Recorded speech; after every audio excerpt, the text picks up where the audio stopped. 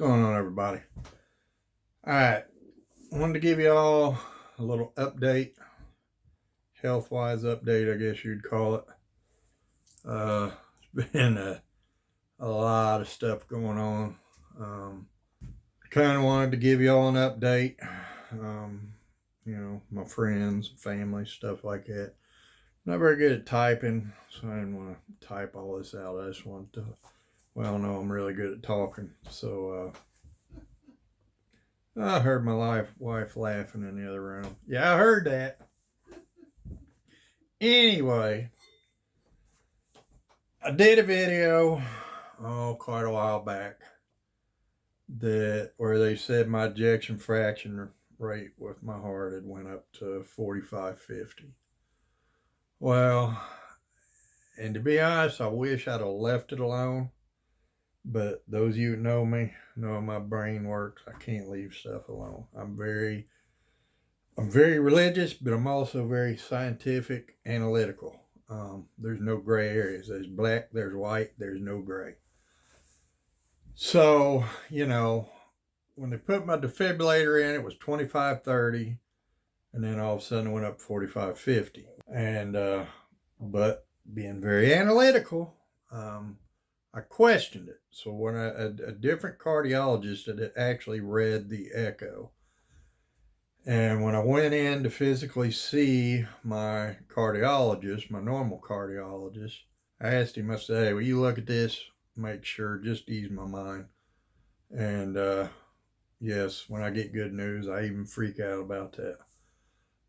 He went and looked at it, come back in the room. He's like, man, I really hate to tell you this. He said, but that test wasn't right. He said, your ejection fraction's actually 35-40.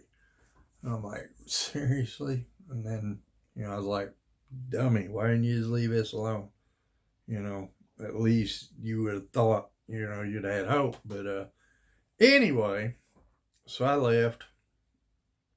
And most of you know I go to the VA because I'm on 100% rating. So I was talking to my VA doc, and I said, there's some discrepancy with this echo. I said, do you think one of the VA doctors up in Fort Wayne can look at this, please? He said, yeah, sure. And so I had the disc and my heart monitor, my 30-day heart monitor, I had it all sent up to Fort Wayne to a cardiologist up there. And he read the heart monitor first because I was having a lot of PVCs. Now, that was actually good news. He told me, he said, look, I can't read this disc yet. He said, I'm going to have to take it home and read it. Our VA computer system won't read it. If any of you are dealing with the VA, their computers, their software, all that is crap. So anyway, he said, as far as your monitor goes, he said, doesn't look that bad. He said, I asked him, I said, hey, my normal cardiologist, my electrophysiologist put my defibrillator in, never told me how many actual irregular heartbeats I'm having. They just said, oh, you need heart ablation, you need to go on this anti-arrhythmia medication. And I knew in the back of my head that they don't really normally start that crap till you reach about 20% of your total heartbeats are irregular, meaning PVCs, PACs, bigeminy, trigeminy, quadrigeminy, AFib, whatever, So I asked him point blank, I was like, look, doc, so can you tell me how many, they never did tell me how many irregular heartbeats I have. He said, I can tell you, it's right here. He said 6% of your total heartbeats are irregular heartbeats. I was like, 6? I said, I thought they didn't do ablations till like 20.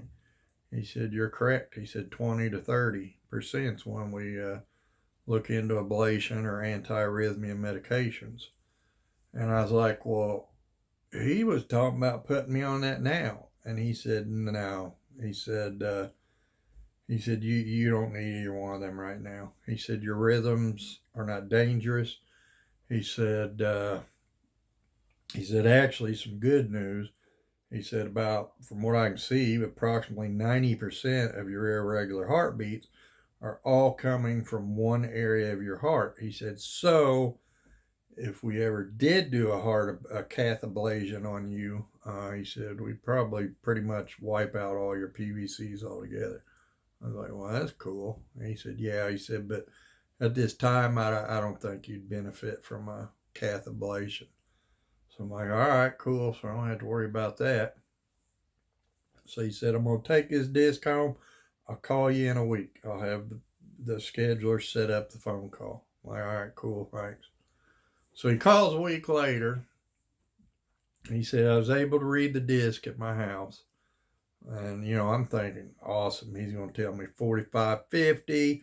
Everything going to be awesome, right? No. I've now nicknamed this man Dr. Kevorkian. He informs me that it's not 4550. It's not even 3540. It is 30. He said what happened with the echo is it was a good test. Shocker, Henry County Hospital. The end of the test, they measured incorrectly. They measured it to look like 4550 when in fact he said it was actually 30. And he asked me about my medications. He said, why are you not on more medications? I said, well, they tried, but my blood pressure goes too low, so I have to go off of them. He said, that's a problem. He said, people like you with heart failure that cannot tolerate the heart failure medications due to your blood pressure going too low do not have a good prognosis. And I'm like, wait, what do you mean not a good prognosis? And he said, meaning your life expectancy is severely reduced. And I'm like, oh my God, what the hell? This freaked me out. I mean, the blood just left my face. My wife was sitting there. I gave the phone to her because I do have a panic anxiety disorder, and I thought I was going down for the count. When I heard that news, I could feel myself getting really weak. I could feel, and Jen seen it, that I was going gray. The blood was leaving my face. I was pretty close to passing the hell out. So she grabs the phone and she's like, he's not doing well right now. She said, you got to tell me something here. Can he live 10 years? And I think the doctor, I could hear the stutter in his voice. I'm not sure if he wanted to say it or he was just realized that his bed manner kind of sucked and he just was trying to make me feel better. But he was like, well, yeah, I would think so, and so I freaked out and we made kind of an emergency call to cardiology here in Henry County. And they got me a next day appointment with Dr. Taylor, my normal cardiologist. And now let me tell you something. This man told me when I got my defibrillator, my heart was at 25/30 then. They're saying it's 30 now. So, it hasn't gotten any worse. If anything, it stayed the same or got 5% better, irregardless of what the reading is. The worst case scenario is it stayed the same or it's got slightly better. So I'm talking to Dr. Taylor and I'm like, oh, and I forgot to tell you, this VA doctor said, I can't do anything for you. He said, I want to refer you to Indianapolis to St. Vincent's Advanced Heart Failure Center. And he said, they sometimes have tricks that us normal cardiologists don't know about where they can get you to tolerate medications. They have experimental things available to them. They're like, if you need a heart transplant, you need a pump put in, anything, those are the people you go talk to. So I'm like, but I'm freaking out because, you hear the words Advanced Heart Failure Center, and yeah, you probably think the same thing I was thinking. Like, am I about to freaking die here? Am I circling the drain? What's going on? So we called Taylor, and I tell him exactly what the VA doc says. And he says, well, technically, he's not wrong. He said people who cannot tolerate more aggressive forms of medication due to lower blood pressure usually don't have a very good prognosis. And I'm like, this is the same guy when they put my defibrillator in said, oh, you can live to be 80 easily. I'm 51. That's 29 years. Now he's singing a different tune since this VA doctor chimed in, and he's saying, well, I can't tell you. I don't know if you're going to live 5 years, 15 years. I can't tell you. And I'm like, well, do I at least have 10 years? And he said, well, I can't tell you. You could get hit by a car. Changes could happen in your heart, whatever. He said, but from your heart standpoint, he said, yeah, I would think you could live at least 10 years. I'm like, all right, finally, at least I got 10 years. And he said, he said, technically he's right. He said, however, with your situation, the way you exercise, the fact you've lost a lot of weight, he said, I don't think it's as dire as he's making it out to be. And I'm like, well, thank God for small miracles, Well, today, and he's bragging. I told him about the Advanced Heart Failure Center, and he's like, oh, they're wonderful. They're wonderful. I got nothing but praises for them. And I'm like, okay, that's a little disturbing. I'm thinking, if you got nothing for praises for them, why don't you refer me to them? You work for St. Vincent. This is the St. Vincent Advanced Heart Failure Center. But anyway, today I talked with my electrophysiologist who put this defibrillator in. I'm talking to him. And first off, he's like, you're not taking the Metroplexis or whatever it is. It's an anti-arrhythmia medication. I'm like, no, that's what today's appointment was. You said, hold off till today to see if things get better. I said, well, they have. I got off the lisinopril. I cut it out. And my PVCs are like half of what they was, if not better than half of what they was. And I told him, I said, look, like yesterday, I exercised 42 minutes on the treadmill, 3% incline, 3.0 miles per hour. I went 42 freaking minutes. I felt like I was 20 freaking years old again. I mean, I could have went another hour, I think, easily.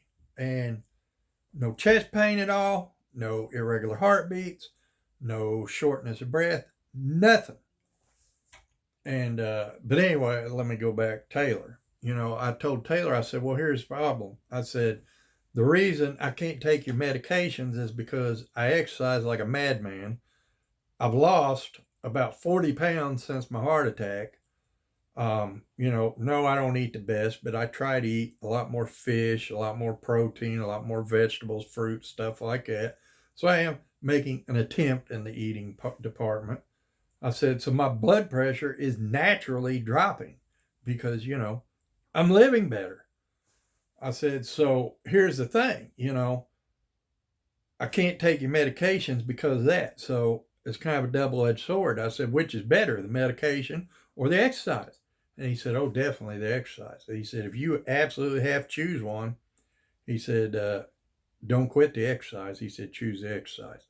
He said, that is going to prolong everything. I'm like, all right. So now let's fast forward to Nair, Dr. Nair, Garish Nair is who my electrophysiologist is.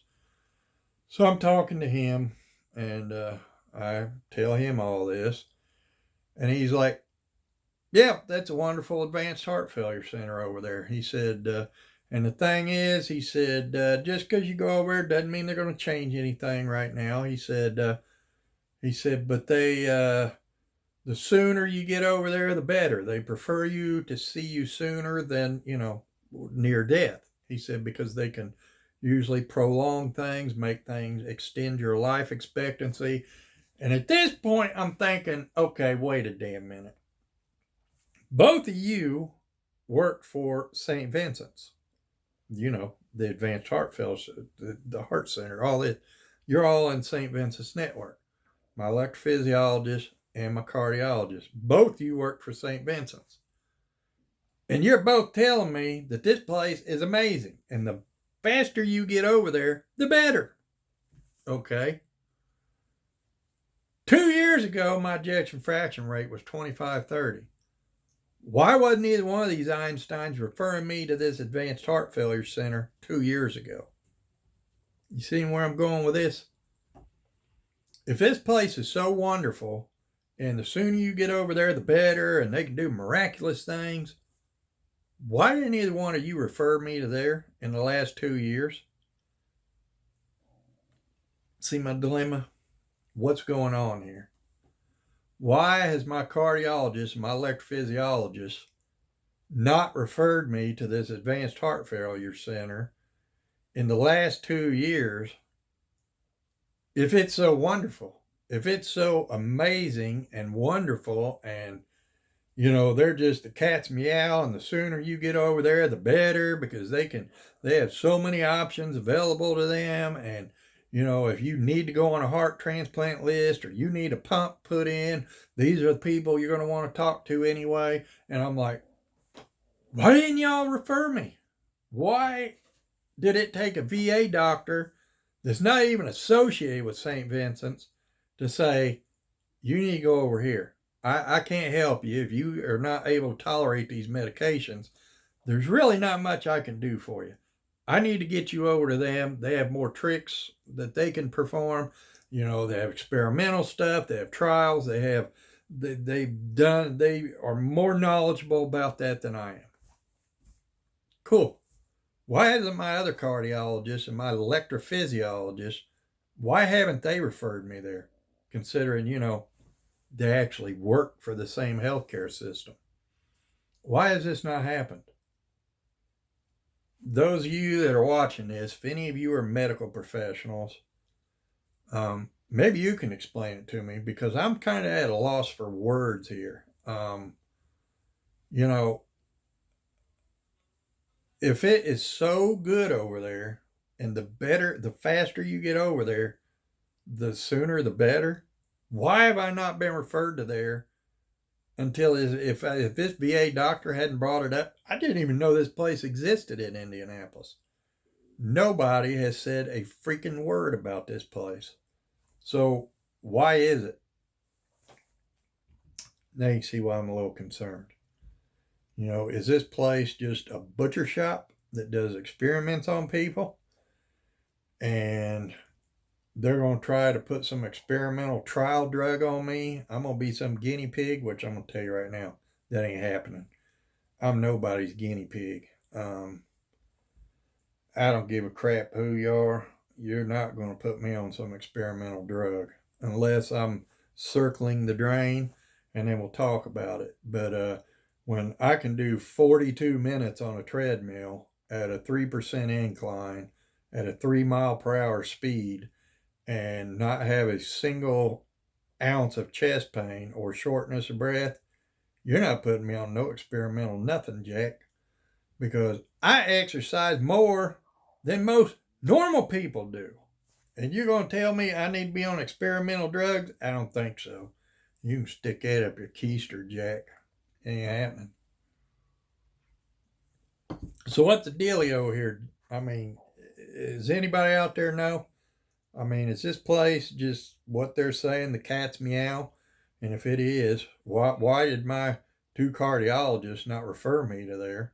Considering they work for the same healthcare system, one of which, Nier's office, is in Indianapolis at the Heart Center on Nab Road or whatever it is. And Taylor's office is in Greenfield. But they both work for St. Vincent's healthcare system. So if it's the cat's meow, why hasn't either one of these sent me over? See what I'm saying? Or is this place just an experimental butcher shop, and kind of where, they send old dogs to die or old horses to pasture kind of thing? Is it one of those deals? Y'all let me know, because I ain't got a clue. I'd never even heard of this place till I've nicknamed him Dr. Kevorkian, but I shouldn't do that, and I apologize, because he's probably been the most honest with me of all these freaking doctors. He told me that I didn't need a heart ablation. He told me I didn't need to be on antiarrhythmia medications. He told me that my heart rhythms were not that bad. He told me the truth about everything. It may not have been what I wanted to hear, but you know what? Maybe it's what I needed to hear. And he told me that there was nothing he could do for me. I would have thought the VA, because I'm pretty sure they do heart transplants at the VA hospital in Fort Wayne. I would have thought they would have had like a heart failure center, but maybe this place is the best. I don't know.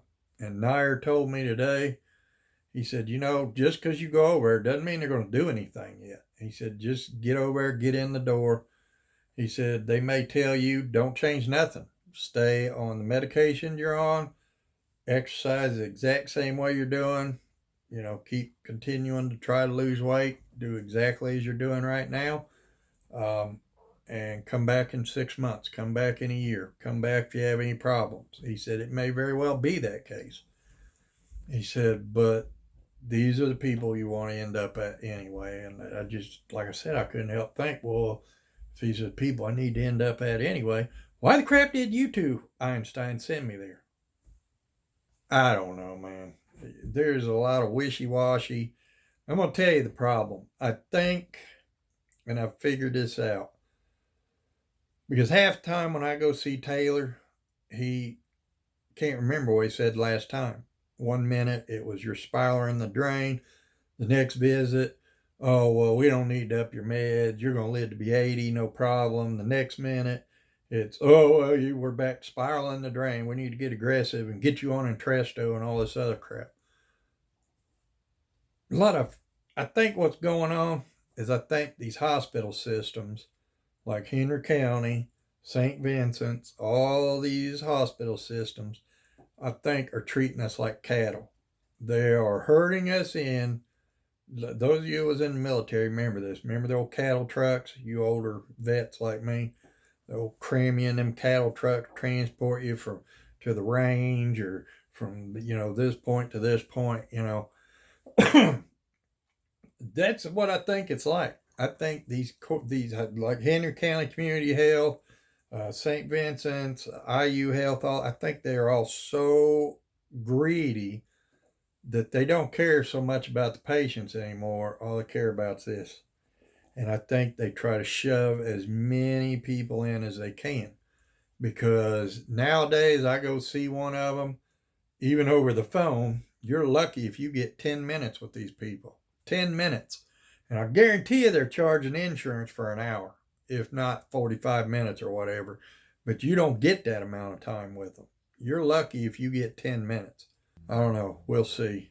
But maybe this place is where I need to go. Those of you that have any experience with this St. Vincent's Advanced Heart Failure Center in Indy, let me know down below in the comments. Let me know what your experiences with them. If you've heard bad, if you've heard good, let me know. Because, there's only one thing I'm sure of in all of this, and that's the big guy upstairs. That is the only thing I am 100% sure of at this point in my life, is that, no matter what happens, it's his plan. It's his will.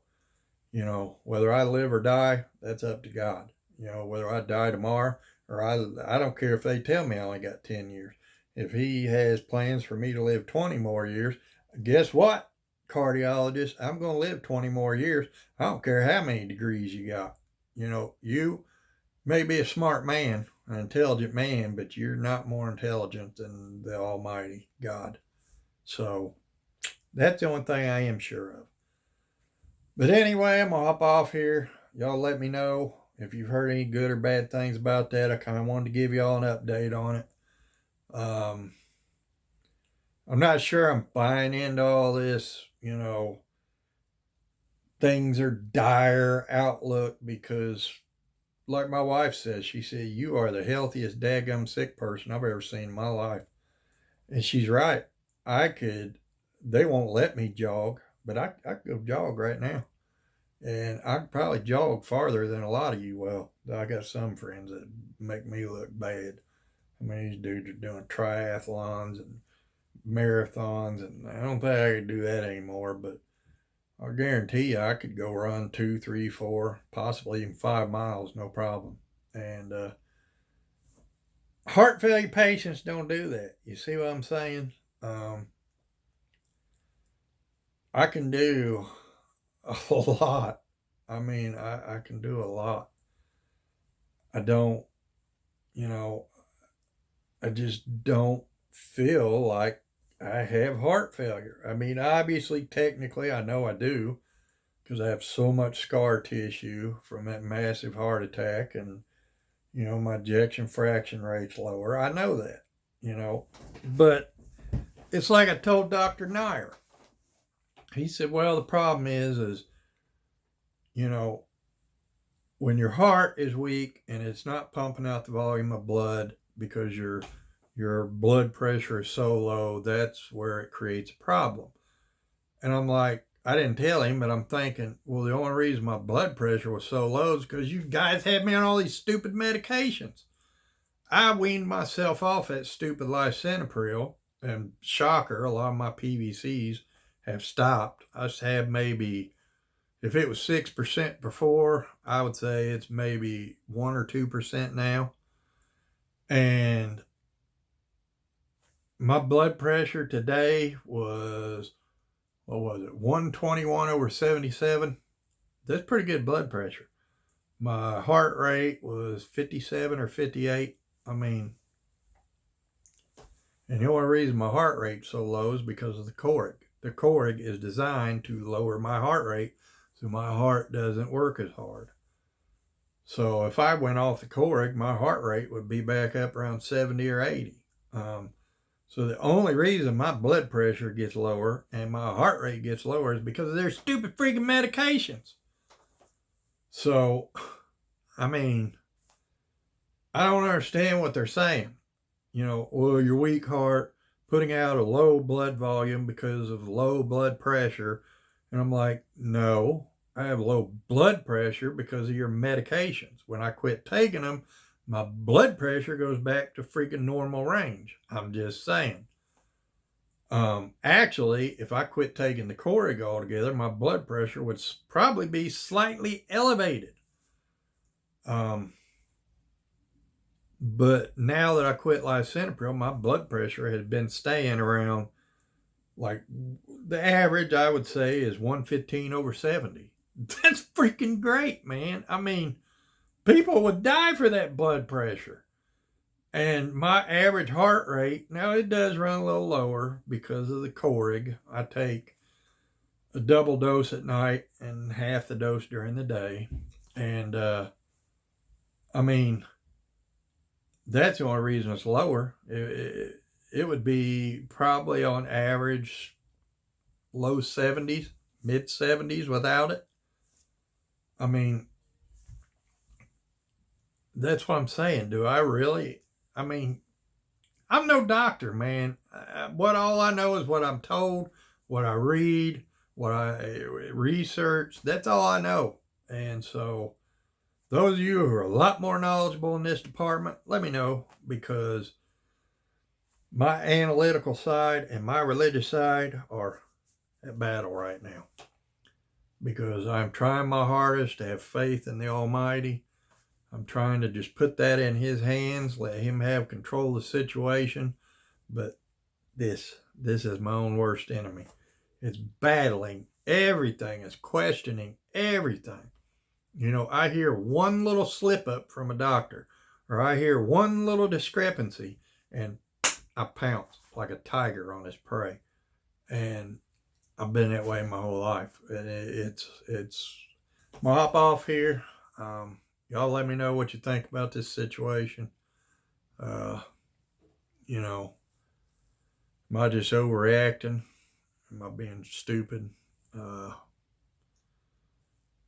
Is this place good? Is this place a freaking butcher shop? Let me know. Let me know what I need to do, what you guys think. Well, yes, I already know. I can already read what y'all going to put. Put your faith in God. Trust in God. Put it in God's hand. That part I already know. I don't need y'all to tell me. Well, maybe I do need y'all to tell me. Maybe if enough people tell me to get through this thick skull of mine. But anyway, y'all pray for me, please. Pray that God will give me strength and peace and comfort. Pray that He will get me through this no matter what, but His will be done. And give me the strength to accept that His will be done on earth as it is in heaven. So, till next time, y'all. I just looked over and part of my freaking my pencil sharpener, the clamp here is missing. Freaking cats! Dadgummit. Oh, there it is. It's up here. Okay. Whew. 4 cats. Oh boy. And if any of you have any cats, know they love knocking stuff off. They are very they're very curious on things. I'll just put it that way. Anyway, popping off here. I love y'all. Y'all please be good to each other. And I'll bring you something again real soon.